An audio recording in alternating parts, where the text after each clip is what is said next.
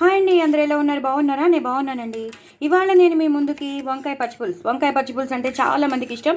So నేను first అయితే చింతపండుని బాగా పిండేశాను. ఎక్కువ చింతపండు తీసుకున్నాను, బాగా పిండేసి ఈ మాత్రం నీళ్ళు తీసుకున్నాను. అంటే గిన్నెకి సగం ఉందండి. అందులో నేను బెల్లం వేసేసాను, మీకు కనిపిస్తుంది కదా. నా 2 నిమ్మకాయలు, పెద్ద పెద్ద నిమ్మకాయలు ఉంటాయి చూసారా, అంత బెల్లము వేసేసాను.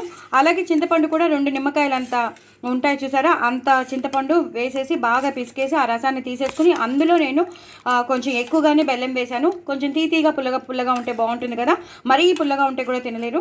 అలాగే వంకాయల్ని బాగా కాల్చేసేసి దాన్ని మొత్తం దాంట్లో ఏమైనా పురుగులు ఉన్నాయా అన్నీ చూసేసి చక్కగా దాన్ని మ్యాష్ చేసేసాను. ఆ పొట్టంతా తీసేసి, కాలిపోయిన పొట్టంతా తీసేసి దాన్ని మ్యాష్ చేసేసి ఇందులో వేసేసాను. ఇప్పుడు నెక్స్ట్ ప్రొసీజర్ మీకు చూపిస్తాను అనమాట. సో బాండీ పెట్టేసుకున్నానండి. బాండీలో తగినంత నూనె వేసుకున్నాను. ఆవాలు, జీలకర్ర, ఎండుమిరపకాయలు వేశాను. అందరూ రకరకాలుగా చేసుకుంటారండి, అందరూ ఒకే మోడల్లో చేసుకోరు. నేను వేయించి ఉల్లిపాయలు వేసినాను. కొంతమంది పచ్చి ఉల్లిపాయలే వేసేస్తారు, అంత పచ్చిగా చేసుకుంటారు. నేనేంటంటే కొంచెం 2 రోజులు నిలువ ఉండేటట్టు, ఎందుకంటే పచ్చిపులుసు అనేది నెక్స్ట్ డేకి ఇంకా ఊరి ఉంటుందన్నమాట. సో మామూలుగా చేసుకునేది అయితే ఆ రోజు ఉంటుంది, పర్వాలేదు. బట్ 2 రోజులు బాగా ఉండి ఇంకా ఊరాలంటే మాత్రం కొంచెం ఇలా వేయించి వేసుకోవాలి. పోపు రకరకాలుగా చేసుకుంటారండి, నేను ఇలా చూపిస్తున్నాను మీకు. సో ఆవాలు, జీలకర్ర, ఎండుమిరపకాయలు వేసేసానండి. అలాగే ఇప్పుడు పచ్చిమిరపకాయలు వేసినాను. చాలా పచ్చిమిరపకాయలు పడతాయండి దీనికి మాత్రం, చాలా అంటే చాలా పడతాయి. అవన్నీ పుల్లగా అయిపోతాయండి, మొత్తం పుల్లగా అయిపోతాయి. మనం వేసినవన్నీ పుల్లగా అయిపోతాయి. అలాగే ఎక్కువ కొత్తిమీర, ఎక్కువ కరివేపాకు, ఎక్కువ ఉల్లిపాయలు పడతాయి అన్నమాట వీటికి. ఇప్పుడు పసుపు వేసేసుకుంటానండి. అలాగే ఇంగు వేసేసుకుంటాను. కొంచెం ఇంగు ఎక్కువ వేసుకోండి బస్ ఏనా. ఇప్పుడు వీటిని ఇలా కలిపేసుకోవాలి. చాలా టేస్టీగా ఉంటుందండి. కందిపప్పు పచ్చడి కానీ, కందిపొడి కానీ చాలా బాగుంటుంది. ముద్దపప్పు కానీ వాటిల్లోకి చాలా బాగుంటుందండి. కందిపప్పు పచ్చడి, ఇలాంటి పచ్చళ్ళు చేసుకుంటాం కదా, కందిపొడి చేసుకుంటాం కదా, అందులోకి బాగుంటుంది. ఆవకాయలోకి బాగుంటుంది. అలాగే ముద్దపప్పు కాంబినేషన్ అనమాట. సో ఇవి బాగా వేగాలండి. ఇవి ఒక్కసారి వేగిపోయాక కొంచెం కరివేపాకు వేసుకోవాలి. ఎక్కువ చెప్పాను కదండి, ఎక్కువ కరివేపాకు వేసుకోవాలి. లాస్ట్లో మళ్ళీ వేస్తాను. ఇవి బాగా వేగిపోయాక అప్పుడు మనం సన్నగా తరిగి పెట్టుకున్న ఉల్లిపాయలు ఇవి వేసేసుకోవాలి. ఇవి వేసేసుకుని పూర్తిగా ఇలా కలిపేయాలి. ఇవి మాత్రం ఒక 2 నిమిషాలు మాత్రం బాగా వేగాలి, అప్పుడే తీసేయకూడదు. ఇవి 2 నిమిషాలు మగ్గాక అప్పుడు మీకు మళ్ళీ చూపిస్తాను. సో బాగా వేగిపోయి మరీ మాడిపోకూడదండి, ఇలాగే కసకసమనాలి.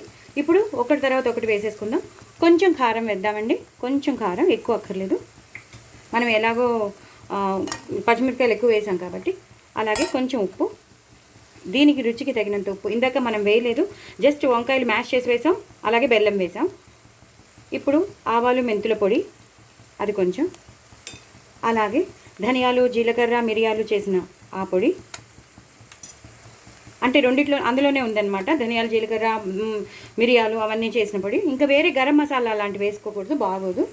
అలాగే నువ్వులు, పల్లీలు, ఎండుమిరపకాయలు, అవి గ్రైండ్ చేసినవి, ధనియాలు, నువ్వులు, పల్లీలు, ఎండుమిరపకాయలు, ధనియాలు, జీలకర్ర అది గ్రైండ్ చేసిన పౌడర్ 2.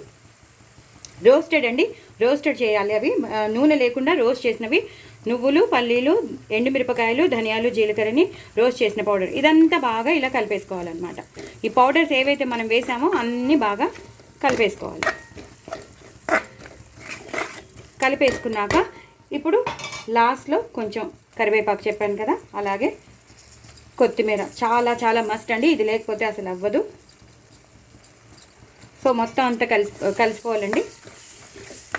ఈ టైంలోనే మనం పచ్చిపులుసు మనం రెడీగా పెట్టుకున్నాం కదా, అది నేను ఇందులోకి వేసేస్తాను. ఎందుకంటే నేను ఒక చేత్తో మళ్ళీ డ్రాప్ చేయకుండా మొత్తం అంతా ఇందులో వేసేస్తున్నాను. యాక్చువల్లీ అందులో నేను ఈ పోపుని తీసుకెళ్ళి అందులో వేస్తాను. అలాంటిది నేను ఇందులో వేస్తాను. మళ్ళీ నేను వీడియో ఆఫ్ చేయకుండా చేసేద్దామని. అంతేనండి, అయిపోయింది పచ్చిపులుసు. చాలా టేస్టీగా ఉంటుంది. చాలా అంటే చాలా టేస్టీగా ఉంటుంది. 2 రోజులు ఉంటుంది. రేపటికి ఇంకా ఊరుతుందనమాట. చక్కగా ముద్దపప్పులో కానీ, కందిపప్పు పచ్చడిలో కానీ, కందిపొడిలో కానీ చాలా బాగుంటుంది. కందిపప్పు పచ్చడి కంపల్సరీ చేసుకునేవారు ఇదివరకు. సో తప్పకుండా చేసుకోండి. నా ఛానల్ మాత్రం సబ్స్క్రైబ్ చేసుకోవడం అస్సలు మర్చిపోద్దండి.